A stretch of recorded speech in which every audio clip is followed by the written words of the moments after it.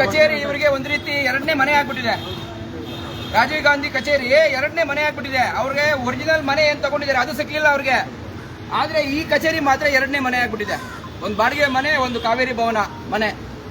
ಯಾಕೆ ಅಂದ್ರೆ ಅವರು ಮಾಡಿರೋ ಒಂದೇ ಒಂದು ತಪ್ಪಿನ ಕಾರಣಕ್ಕೆ ಈ ಸಿದ್ದರಾಮಯ್ಯ ಅವರ ಗ್ಯಾರಂಟಿ ಗವರ್ಮೆಂಟ್ ಏನಿದೆಯಲ್ಲ ಇದನ್ನ ನಂಬ್ಕೊಂಡ್ಬಿಟ್ರು. ಪಾಪ ನಂಬ್ಕೊಂಡು 13, 14, 15%ಗೆ ಹೋಮ್ ಲೋನು ಯೋಚನೆ ಮಾಡಿ. ಯಾರಾದ್ರೂ 13, 14, 15% ಹೋಮ್ ಲೋನ್ ಯೋಚನೆ ಮಾಡ್ತಾರಂದ್ರೆ ತಲೆ ಸುತ್ತಿ ಅವರು ಕೋಮಾಗೆ ಹೋಗ್ಬೇಕು.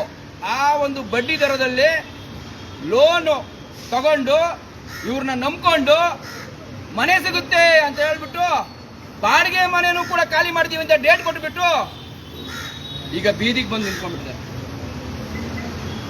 ಅವಪುರ ರಸ್ತೆಯಲ್ಲಿರುವಂತಹ ನೆಲಗುಳಿ ಗ್ರಾಮದ ಎ ಬ್ಲಾಕ್ ನಲ್ಲಿ, ಅಲ್ಲಿ ಒಂದು ಸರ್ವೆ ನಂಬರ್ ಅಲ್ಲಿ ಎ ಬ್ಲಾಕ್ ನಲ್ಲಿ ಇರುವಂತಹ ಮಲ್ಟಿ ಸ್ಟೋರಿ ಬಹುಮಾಡಿ ಮನೆ ಯೋಜನೆಯ ಫಲಾನುಭವಿಗಳು ಇವತ್ತು ಇಲ್ಲಿ ಪಾಪ ಫೈನಲ್ ಆಗಿ ನಮ್ಮ ಹತ್ರ ಬಂದ್ರು. ಸರ್ ನೀವಾದ್ರೂ ಬನ್ನಿ, ನೀವು ಬಂದ್ರೆ ಕೆಲಸ ಆಗುತ್ತೆ, ನಮ್ಗೊಂದು ನ್ಯಾಯ ಕೊಡಿಸ್ಕೊಡಿ ಅಂತ ಹೇಳ್ಬಿಟ್ಟು ಬಂದ್ರು. ನಾವು ಇಮಿಡಿಯೇಟ್ ಆಗಿ, ಯಾಕಂದ್ರೆ ನಮ್ಗೆ ಗೊತ್ತಿತ್ತು ಇದೆಲ್ಲ ಕ್ರಮ ಹೇಗೆ ನಡೀತಾ ಇದೆ ಅಂತ.